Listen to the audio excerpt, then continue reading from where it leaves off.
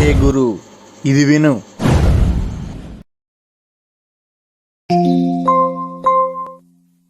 Subscribe చెయ్యొచ్చు కదా. Hello అండి, నేను మీ హే గురుని. ఈరోజు ఒక మంచి వీడియోతో మీ ముందుకు వస్తున్నా. అంత మంచి వీడియో ఏంద్రని ఆయన అనుకుంటున్నారా? అది దానికన్నా మంచి గొప్ప వీడియో. ఆ మాట నేను ఎందుకు అంటున్నానంటే, మన దేశ సైన్యం వాడిన ప్రతి విమానం, ప్రతి హెలికాప్టర్, ప్రతి జెట్ విమానాలు ఇక్కడ ఉన్నాయి. అవి పట్టుకోవటం నాకు చాలా ఆనందంగా ఉంది. ఆ మాట నేను ఎందుకు అంటున్నానంటే,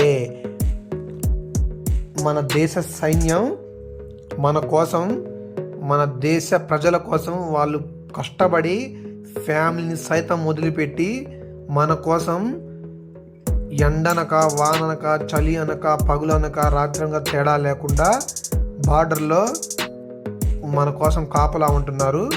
వాళ్ళ కోసం ఈ వీడియో అంకితం చేస్తున్నా. ఇంతవరకు మన ఛానల్ని సబ్స్క్రైబ్ చేయండి, లైక్ చేయండి, షేర్ చేయండి, పక్కనే ఉన్న బెల్ నొక్కండి.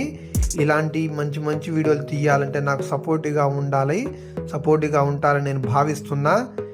ఇక ఈ ఎగ్జిబిషన్లోకి చూడాలంటే పిల్లలకైతే 50 రూపాయలు, పెద్దలకైతే 70 రూపాయలు టికెటు. చూడండి, ఈ రాకెట్ యుద్ధ విమానం. ఇది రాకెట్లా దూసిపోయి ఒక్కళ్ళు పోయి యుద్ధం చేసే విమానం ఇది. వాళ్ళు వాడినవే ప్రతిది కూడా ఇక్కడ పెట్టారు. వాళ్ళు వాడిన యుద్ధ విమానాలు మనం చూడటం అనేది చాలా గొప్ప విషయం. అది కూడా ఇంత దగ్గరగా వీళ్ళు పెట్టి మనల్ని చూపించడం కూడా, అది వాళ్ళకు కూడా పెద్ద అభినందించాల్సిన విషయం. ఆ మాట నేను ఎందుకు అంటున్నానంటే, మనం వాళ్ళ కష్టాన్ని చూడకపోయినా వాళ్ళు కష్టపడి ఇక్కడ పెట్టిన విమానం చూడటం నేను అదృష్టంగా భావిస్తున్నా. ఇది విమానానికి సంబంధించిన ముందు ఇప్పుడు ఈ ఫ్యాన్ ఉంది కదా, దానికి సంబంధించిన ఇంజన్ ఇందాక మనం చూసింది.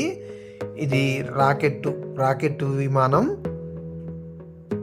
చూడండి, ఇక్కడ వచ్చేసి చాలామంది ఈ ఎగ్జిబిషన్ చూడటానికి చాలామంది వస్తున్నారు.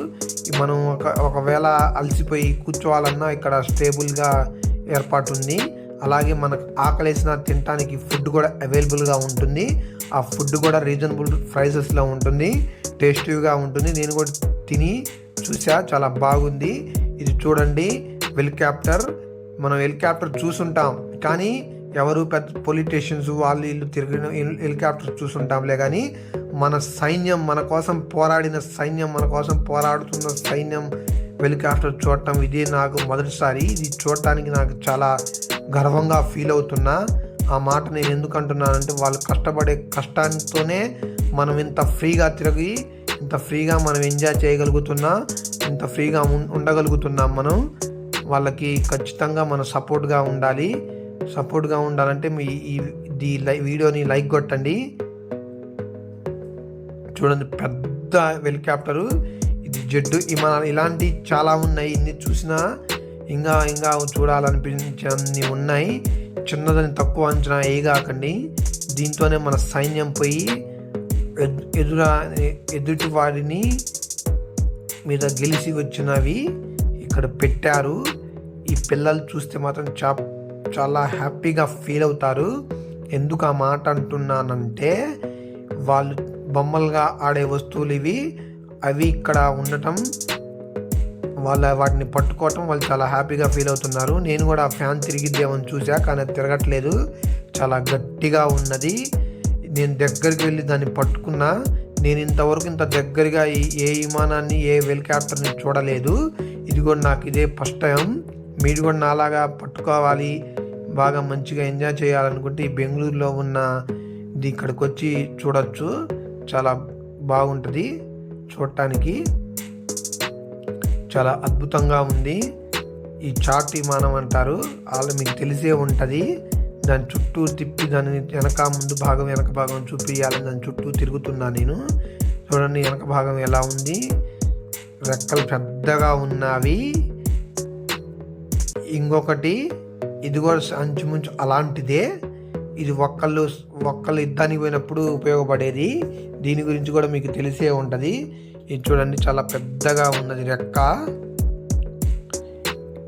దీనికి సంబంధించిన మన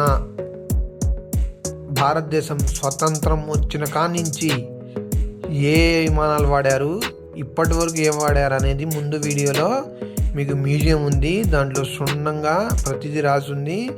ఇవి వచ్చేసి యుద్ధ విమానాల పరికరాలు. ఇందా చెప్పా కదా మ్యూజియం ఉందని, ఆ మ్యూజియం ఇదే. పూర్తిగా దీంట్లో ఉన్నాయి. ఇది జెట్ విమానం, ఎంత బాగుందో. ఆ విమానంలో వాడిన సామాను ఏమేమి వాడారు పూర్తిగా అక్కడ డిస్ప్లేగా చేసి పెట్టారు. ఏ సంవత్సరంలో ఎలా వాడారు అనేది కూడా రాసింది ఇక్కడ వివరంగా. ఇది చూడండి, ఈ మొత్తం భాగం తయారు చేస్తున్నారు యుద్ధ విమానాలు. ఇది వచ్చేసి యుద్ధ విమానాలు తయారు చేసి బెంగళూరులో మినిమం 15 కిలోమీటర్స్ ఉంటుంది. 15 కిలోమీటర్స్ ఉంటుంది. అప్పట్లో ఉన్న అంబేద్కర్ గారు కూడా ఇక్కడికి వచ్చి చూశారు. ప్రతి డేట్తో సహా ఉంది. మన దేశ ప్రధాని, మొట్టమొదటి దేశ ప్రధాని చాచా నెహ్రూ గారు కూడా ఇక్కడికి వచ్చి దీన్ని సందర్శించారు. ఏమేమి ఎలా ఉంది అని చూశారు. ఇక్కడ నుంచి చాలా తయారు చేశారు. చాలా ఇతర దేశాలకు కూడా పంపించారు. మనం కూడా ఇతర దేశాల నుంచి చాలా తెచ్చుకున్నామని ఇక్కడ క్షుణ్ణంగా ఉంది. చూడండి, చాలా కష్టపడి తయారు చేస్తున్నారు వాళ్ళు.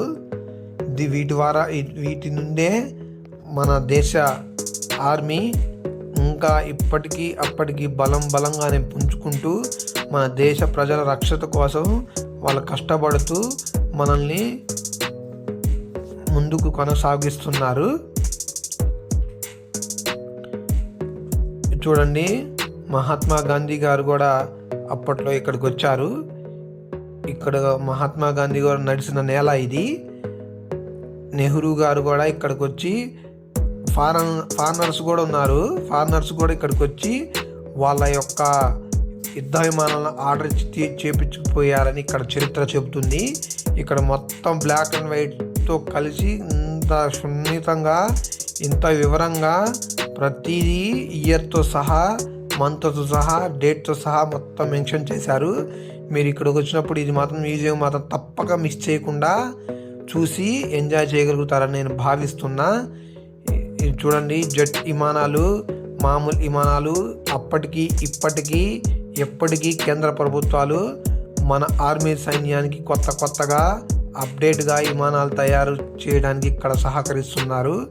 చాలామంది ప్రముఖులు ఇక్కడికి వచ్చి వెళ్తూ ఉంటారు. ఎవరికి లోపలికి అనుమతి లేదు, ఓన్లీ ప్రముఖులకు మాత్రమే అనుమతి. ఈ ఎగ్జిబిషన్కి ఎవరైనా రావచ్చు, చూడొచ్చు, ఎంజాయ్ చేయొచ్చు. ఈ ఎగ్జిబిషన్ యొక్క పూర్తి వివరాలు తెలుసుకోవచ్చు. సబ్స్క్రైబ్ చెయ్యొచ్చు కదా.